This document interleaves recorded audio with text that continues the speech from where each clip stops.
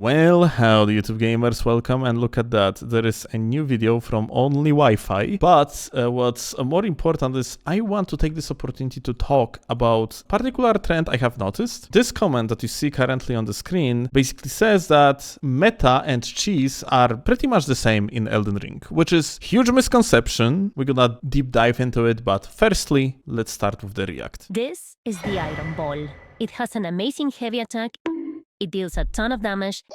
It can stagger enemies really quick. The fastest It's very stagger in the effective in game. PvP.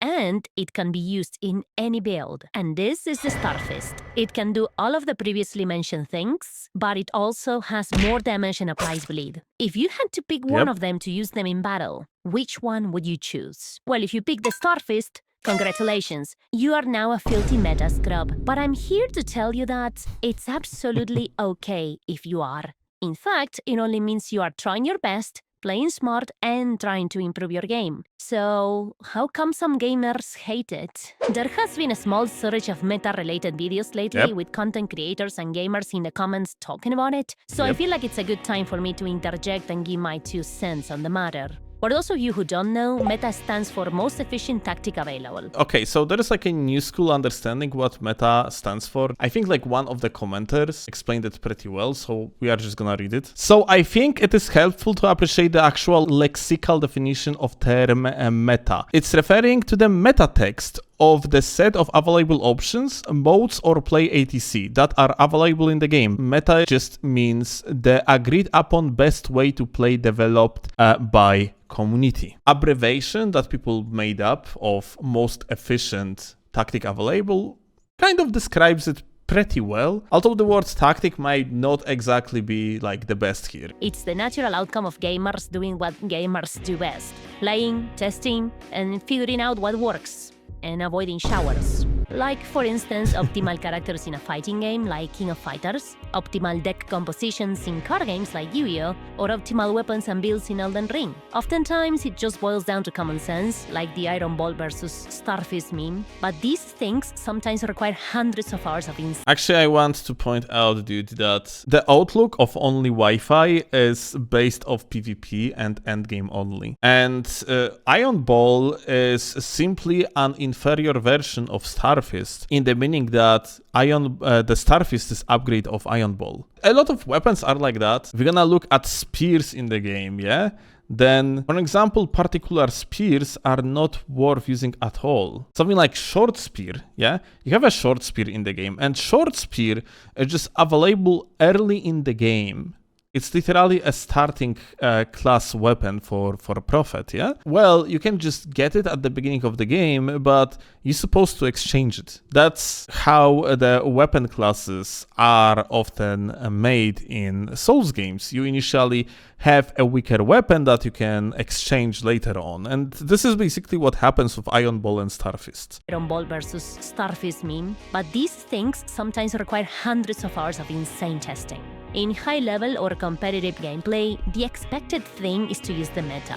There will sometimes be the occasional oddball who manages to make some less optimal characters or setups shine in ways no one knew before, but those are the exception, and they are usually not a real representation of where the tools they're using are standing, rather than simply a display of their massive skill.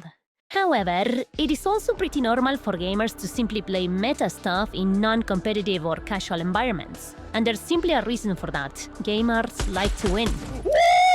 Or they like to have fun, and they have fun playing meta. Take Elden Ring, for example, and because that's the main focus of the channel, someday I will make a video about King of Fighters 98, I swear to fucking God. It's simply how our brain works. We lean towards the path of least resistance. And when you combine this monkey biology of ours with the feeling of progress inside the game, wanting to be more and more powerful is just natural. And this goes for both PvP and PvE players. Or did you really think that little Kevin was using his extremely original Blasphemous Blade build just because he thought it looked pretty? No, it's not just because of that. But for some... It's actually worth to mention that Blasphemous Blade isn't really a PvE meta. Blasphemous Blade, or like you have like Rivers of Blood here, it's more of a cheese rather than meta. The startup of the Blasphemous Blade is long enough if you are actually going to try to pull it off, for example, on high NGs, and you are not going to be very careful about what you are doing. you are gonna get bodied. And I'm mostly talking here about the way how it is used. So like I don't even think really as a weapon on its own, but just how people use it, which is spam of the Ash of War. But for some reason, gamers only seem to have a problem if the invader is the one using the meta. There's also a bunch of orc brain rejects who spend their entire lives whining about how the next guy plays PvE. Like, if some poor Kevin uses PvE meta stuff, they will belittle him and say that he's cringe, but they are not even worth a second of attention. Absolute mogodown behavior. Speaking of meta in PvE, I think meta in PvE is pretty much overlooked by almost anyone. It's invisible, it's comfy, and even expected to happen. Aside from the repulsive fat fucks I mentioned before, no one complains when you use the best build you can to kill a boss. There are videos out there showcasing broken-ass PvE setups, and people treat them like they're innovative, helpful, even like a fucking community service thing. Nobody complains if someone in Night Rain rolls Iron 9 on their team and proceeds to fuck every boss raw, win the match, and get those sweet little dip of night points I'm hopelessly addicted to. Please send her, this is not a bit for the video. But when it comes to PvP, gamers tend to react a bit differently. Suddenly the meta isn't helping you, it's being used against you. Kevin walks around with his wholesome Chang'es cosplay build, and someone invades him with a pata plus endure and capes his ass in. And instead of going, damn, I got fucked, gotta be careful next time, his reaction is more like... Then off to Reddit he goes to write a 3,000-word essay on how invasions and the meta are ruining Elden Ring, blah blah blah, you know the meme by now. And that's assuming Kevin even knows that what beat him was meta. Most of the time, it is not. It's just a slightly optimized build that didn't roll over and die the second it faced Kevin and his babysitters. And just for that, it gets slapped with a meta label and treated with the same disgust. It makes me feel like the problem to these gamers is not really the meta, it's the fact that they lost to something that feels unfair to them. Most players of any franchise don't even know what the real meta is, but they are quick to point out that anything that beats them is suddenly cheese. If it were just a bunch of butthole randos whining on Reddit, it wouldn't be much of a big deal. But behind all that crying, a whole tsunami of Kevin's tears forums has started to spread the idea that using meta stuff ruins the game and that gamers should prioritize having fun instead of following the meta. Shut up, bitch! That kind of sentiment makes my tits inflate with rage for several reasons. Like, look at this Reddit post. The meta has just ruined duels for me in the Colosseum. Like, all builds that I fight now are literally just copy-pasted versions of either unbreakable shield pokers with Frostblood Boat, people using enough poise to tank a fire giant punch to the face while using fist weapons, or people with 99 arcane and 8 different ways to bleed you. What happened to cosplayers? To people who actually bow when the duel starts? What happened to the whole reason to do it? Fun! Right. So I was actually curious from when this post actually was. So it was at the release of the arena, and yeah, like this post is probably from basically a tourist that came back to the game because of the patch 1.08 when they introduced Colosseum, yeah? An idea of that people have that the fun equals you, for example, meet many different builds and people cosplay as things and so on and so forth. This type of approach is very entitled because you are the one that wants to see interesting builds.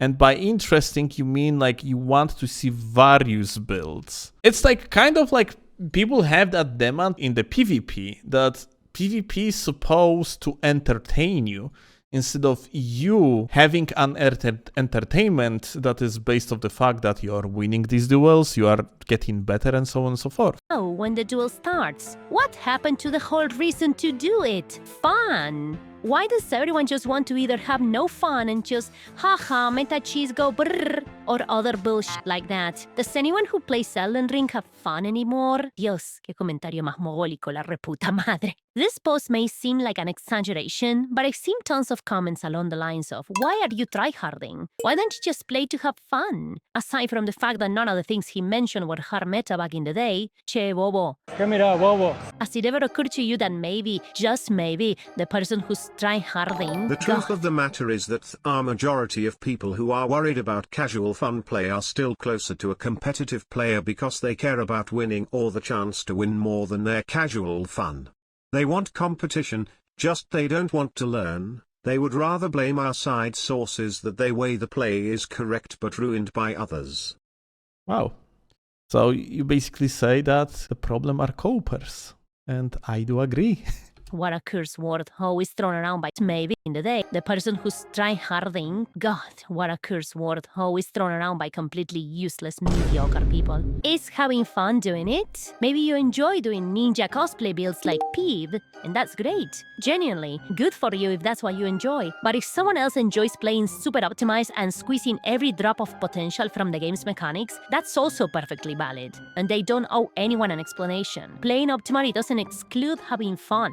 Personally, I get a ton of enjoyment stomping Kevin and his overlevel buddies every time I invade them with one of my optimized setups. I don't know if Kevin is having fun, and frankly, I don't care. I'm playing to enjoy myself, and it's not my job to make sure he has fun. Though I would imagine it's not a crazy assumption that if he's willingly playing the game and engaging with invasions, then it's fair to assume he should be having a good time, win or lose, right? What's the difference if I beat him with a meta build or parry him and shove a misericord up his urethra?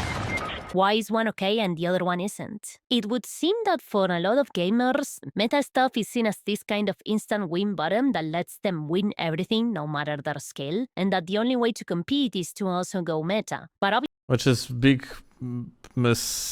it's just a big assumption that is just simply not true at all. It's a huge misconception. Vast majority of meta tools require you to have at least a basic understanding of fundamentals of the game. Even something that is relatively simple, like for example BHS clean rot, actually requires you to understand the power of the clean rot, the main way how to play it. So like you gotta have to play the keep out, you have to understand the interactions. Otherwise, someone is going to take something like Great Spear and just gonna roll you with the Flaming Strike. obviously, that's not how it works. And I think it's stupid that I even have to say it. Let me give you an interesting example. In the King of Fighters 98, besides the classic meta of playing Chizuru, Chris, and Daimon or Yori, there's also the option of using Kyo Kusanagi in extra mode.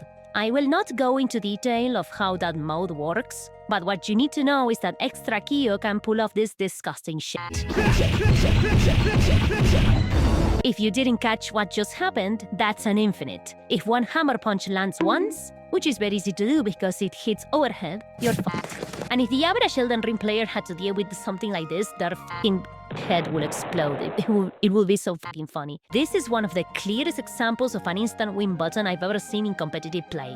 And instead of bitching about it, King of Fighters players just adapt. And there's no better example than this match between Enfermo Terminal, yes, that's his actual gamer tag, and Xiaohai. Enfermo is using the most broken stuff he can, full meta, and Xiaohai is playing random characters. Sure, Enfermo managed to get one win on Xiaohai using Kyo's Infinite, but Xiaohai still won the set 10-1, and even played the final match with one hand. He was just beating the shit out of him with one hand and jerking off with the other one. So yeah, meta can give you an edge, otherwise Enfermo wouldn't have gotten even that one win, but it's not enough to consistently beat people who actually know how to play better than you. But most gamers either ignore this fact or simply do not care.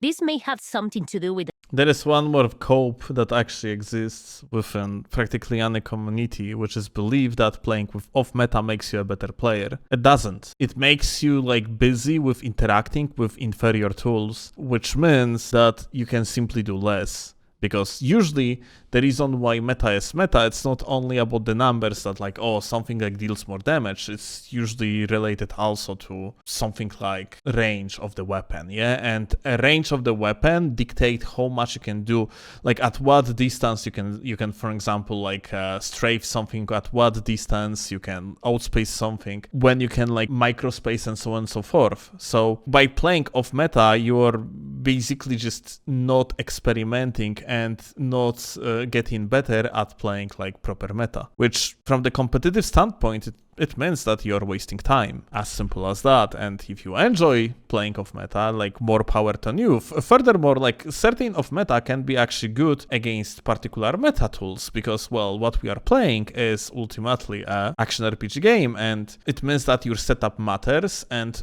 for example, if you can, let's say, pull off KGS, which is fairly it's kind of meta adjacent, but still rather on the side of the off meta. Yeah, if you can take KGS and use KGS and its hyper armor in order to counter some sort of the meta setup, then all the power to you. And this is actually going to be like legitimate strategy. Particular meta weapons struggle against hyper armor, and using something that is not exactly hard meta is going to like work pretty well in that process. The fact that most goers who complain about meta stuff have no fucking clue what they're talking about. Or they have just enough entry-level knowledge to believe they already know everything they need to know. Classic Dunning-Kruger, which we already covered thoroughly in another video you can check out after this one. A perfect example of that is this clown in the comment section of a Silvermont video, which is another turd we need to talk about someday, and his reply comments too, where he tells me that just by spamming meta weapon arts or spells, you can beat any melee build in the game. I invite him to test that theory in a duel, and he says he doesn't need to because it's not a theory, it's reality. Because 3 years ago, when he played, he felt like that was the case. Yep. Either he's fucking rage-baiting me or he's missing a portion of his brain. Absolutely lobotomized. What's funny though is that something like what he says actually does happen in the video where Peeve talks about meta. He mentions that aspect of the Crucible Horn can be useful in PvP, and the example he shows is him landing that semi-useless garbage on two guys who clearly have no idea what's going on. Yeah, I have to admit that Peeve saying this spell as decent is kind of ridiculous.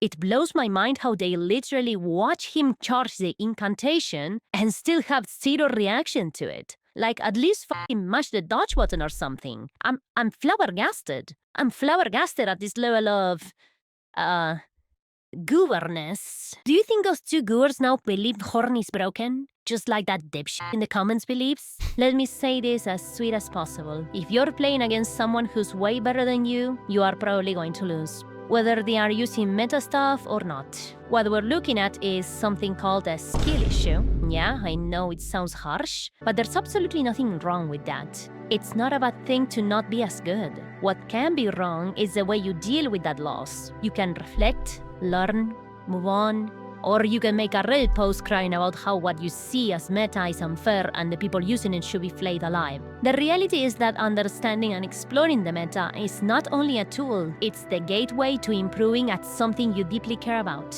And speaking of that, it's disgusting how nowadays mediocrity is romanticized. Nothing is that deep, or it's a waste of time, or it's not worth it, or it's cringe, o cualquier frase enlatada poronga que se les ocurra. You see it everywhere. In games, if someone beats you with skill, you brush it off.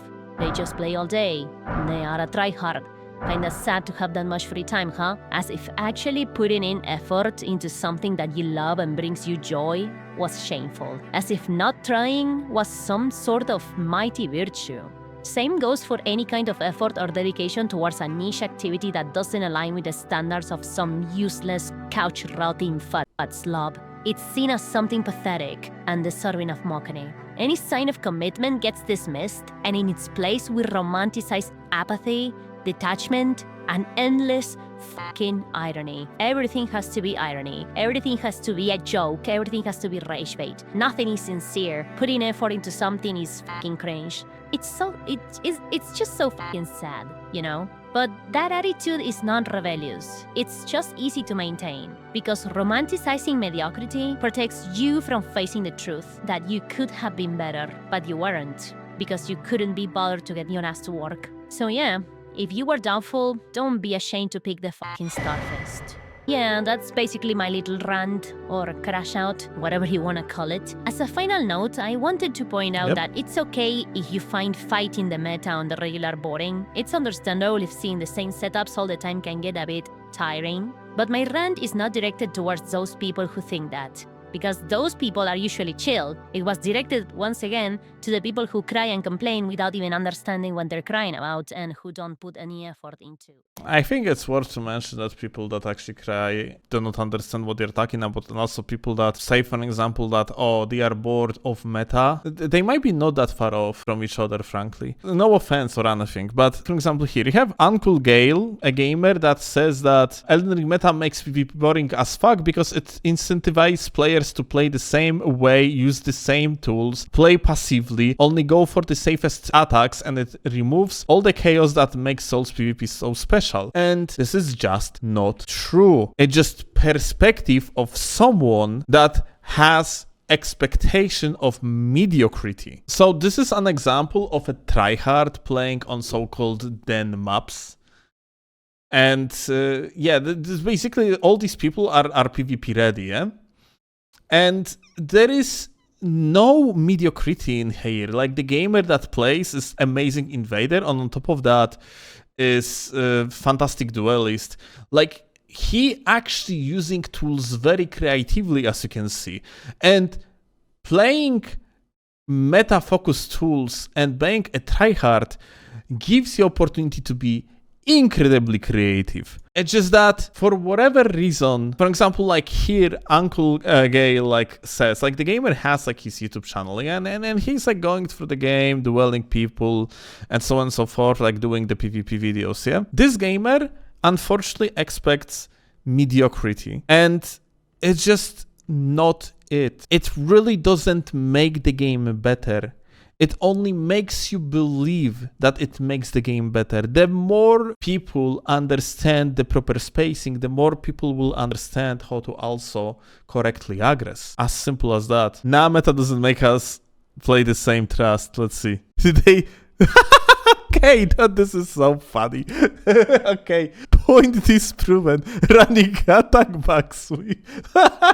Getting back to the comment that I shown at the beginning, that's from under one of my videos, yeah, where the gamer basically says that trying to separate meta and cheese doesn't really work when all cheese builds inherently become meta. When they get popular, because meta equals popular, so they are really just hand-in-hand concepts. Meta, most efficient tactic available, this will almost always be cheese as well. So like this guy, well, let's not give him too much strays, because of course the guy doesn't really know what he's talking about. Meta doesn't equals popular whatsoever. My point being is that what a lot of people believe is meta is actually a cheese, and that was always like this. For example, back in the days, year 2022, I am pretty certain I myself, oh, here you go, there is a video, yeah, called How to Beat Rivers of Blood, Elden Ring PvP Guide. In this guide, I explain back in the year 2022 how to deal with Rivers of Blood, and I said that Rivers of Blood is just not really that fucking good. I explained here how to correctly roll it, when you're supposed to roll it, and so on and so forth.